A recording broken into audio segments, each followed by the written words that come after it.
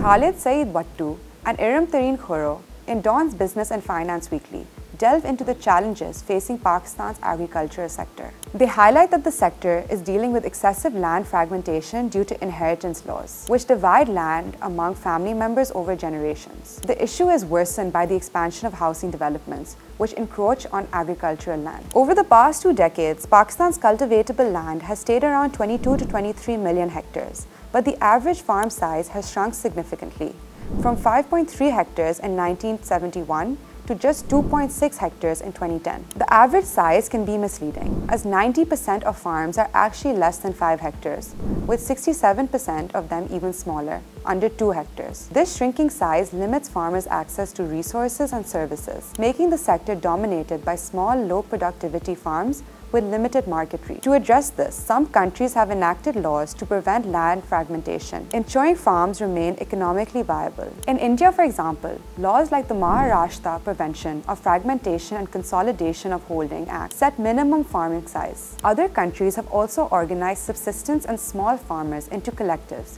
to improve marketing power, collective procurement, and resource pooling. However, in Pakistan, the concept of farmers' collectives hasn't gained much traction. Cooperative societies and the Punjab Cooperative Bank, which support cooperative societies, have not significantly improved the situation for small farmers. Efforts by the Rural Support Programs Network, RSPs, aimed at poverty alleviation and sustainable rural development, have seen some localized success, but their broader impact remains limited. The lack of social capital, weakened by the suppression of labor unions and farmers' associations, has further fragmented Pakistani society. As a result, there's been a shift towards individualism, exacerbated by centralization of power and lack of grassroots empowerment. This has made traditional community development approaches less effective. Instead, market-driven interventions that focus on common business interests and commercial transactions for smaller farmers are becoming more relevant. Social enterprises, both for-profit and not-for-profit, led by development organizations or private sector entities,